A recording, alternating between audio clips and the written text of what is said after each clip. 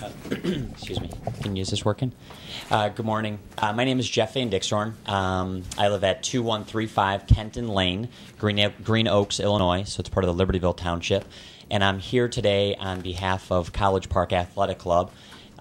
We have a issue, as I'm sure you are aware to some degree, regarding the West Campus tennis courts and our agreement with the school and the athletic department regarding the use and trade and our agreement with regards to those courts. So, as some of you may know, I am the managing partner at College Park Athletic Club.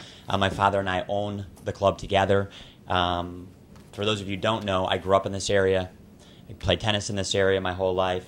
I've been managing, teaching, and participating in the tennis community full-time for the last 13 years in this area. Prior to that, I was in a trading business overseas. My father, Henry VanDixhorn, who's also here today, has owned the club since 1983. So, in addition to College Park, just so you're aware, we do own a club in southern Wisconsin. We own 2 clubs in northern Indiana.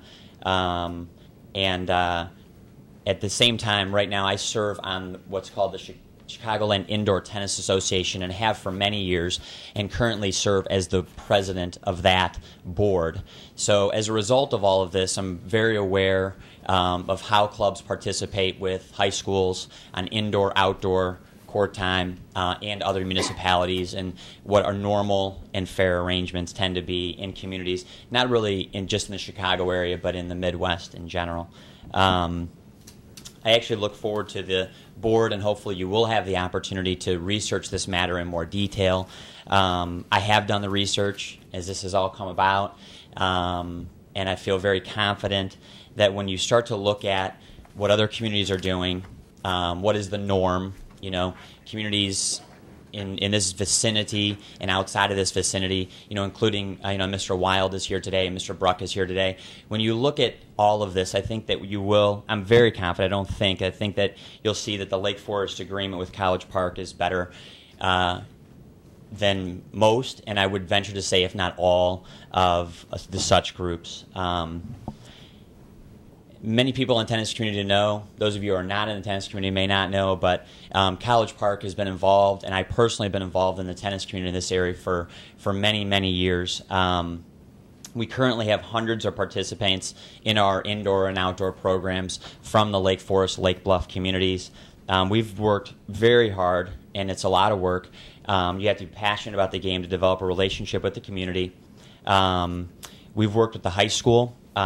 Presently, we have a large percentage of the boys and girls high school players participate in College Park programs. In addition to the reported $3,700 annual fee we currently pay, we have for many years had an agreement with the athletic department here where we would allow the high school boys and girls teams to practice at College Park Athletic Club free of charge.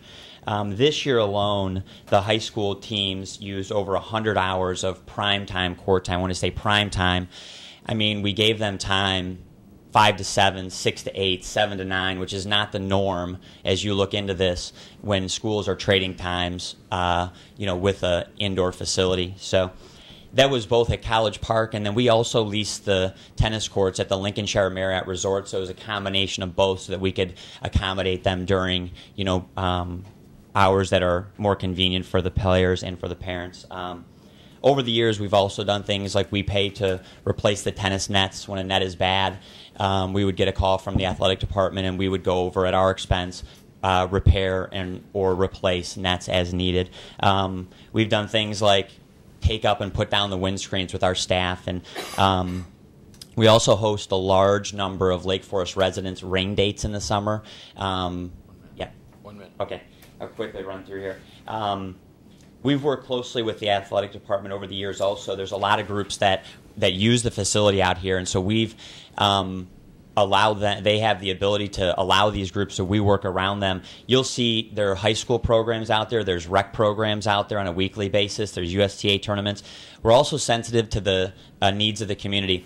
There was an issue at one point where during our groups at times where we'd have a 4 or 8 court group, and if none of the courts are open, which is very typical of the courts if you're here on a daily basis, we would maybe spread out and play singles with the kids at the end. Someone mentioned, well, if someone's driving by Waukegan Road, they may see that the courts are full and not pull in. So what we did is we said, well, we'll just designate the last 4 courts. We will never go on those courts. So that's what we've been doing. Unfortunately, there's a sign on the west end right now that says for public use only. It should probably be moved to the other end, or vice versa. We can not use the courts at the 4 courts at the west end. So in closing, it's really impossible in this short period of time for me to correct and address the exaggerations and the misaccusations that have been made via these mass emails and the website that's being created by Mr. Wild.